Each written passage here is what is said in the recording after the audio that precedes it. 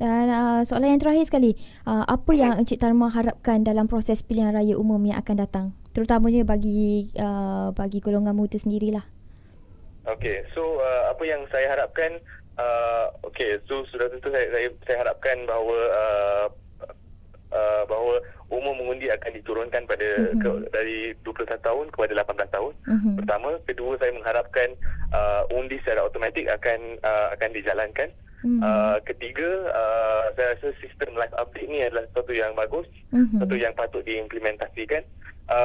Tapi satu lagi yang saya fikir penting adalah hari mengundi tu mungkin kita boleh letak undang-undang atau letak usul tentang itu, di mana hari mengundi tu perlu diletakkan pada hari yang hari cuti, maksudnya hari hujung minggu, atau patut diberikan cuti sebab atau public holiday pada hari mengundi. Kita tidak mahukan situasi berlaku seperti PRU 14 di mana kerajaan Barisan Nasional meletakkan hari Rabu pertengahan minggu bekerja untuk menyukarkan ramai orang dari balik ke kampung dan mengundi, dan menyukarkan orang untuk ambil cuti.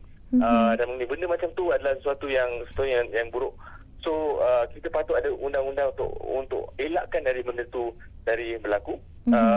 Saya juga berharap sistem pengundian pos atau ballot papers untuk orang-orang di luar negara akan ditambah baik. Ramai sangat orang yang mendapat ballot paper mereka selepas pilihan raya telah tamat. Saya ada kawan-kawan sendiri yang ada dekat London, ada dekat US, yang hanya mendapat ballot paper mereka seminggu selepas tamatnya pilihan raya. So saya rasa ini dalam negara moden, dalam dunia di mana kita boleh postkan suatu benda dengan laju dan dengan awal. Saya rasa benda ni memang pelik dan tidak patut berlaku. So SPR patut ada sistem untuk menghantarkan ballot paper secara efektif kepada pengundi-pengundi di luar negara. Dan akhir sekali, untuk pengundi-pengundi awal, contohnya tentera, polis, dan juga orang-orang keselamatan yang tidak mampu mengundi pada hari pilihan raya, mereka mengundi awal, kita patut ada sistem di mana lebih sukar untuk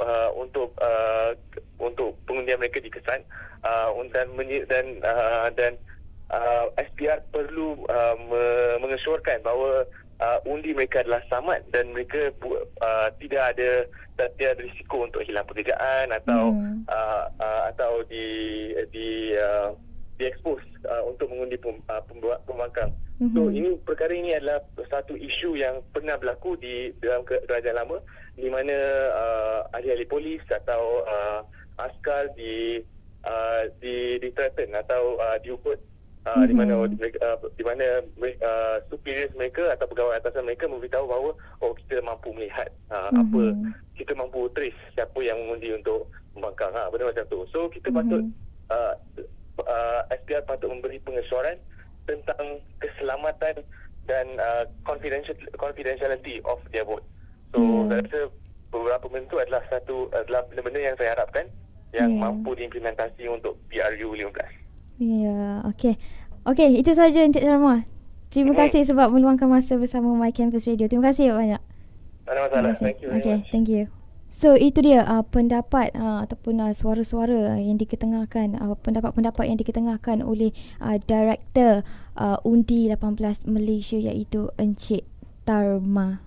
So apa yang Yaya and Juju dapat simpulkan, rata-rata golongan belia di College Community Bentong tidak bersetuju untuk turunkan had umur mengundi 18 tahun sebab diorang mengaku sendiri yang diorang tak matang lagi dan takut untuk membuat keputusan, takut salah pilih pemimpin, kata mereka. Tapi berbeza dengan pendapat Encik Tamar selaku Director Undi 18 Malaysia. Beliau berpendapat yang ketakutan yang dirasai oleh golongan muda adalah satu paranoid terhadap perubahan baru.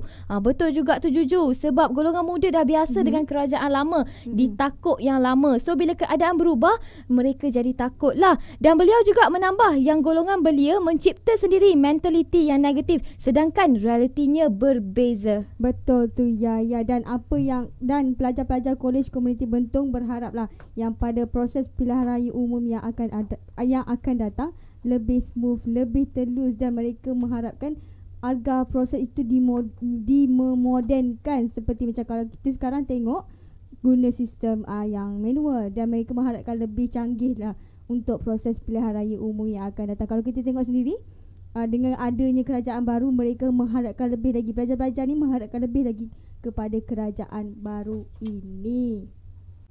Bukanlah kita harapkan berubah secara total ataupun secara menyeluruh, tetapi sedikit demi sedikit asalkan ia berlaku dan berubah, dan ada perubahan yang berlaku. Dan apa yang penting, politik matang adalah satu perkara yang baik untuk kita semua.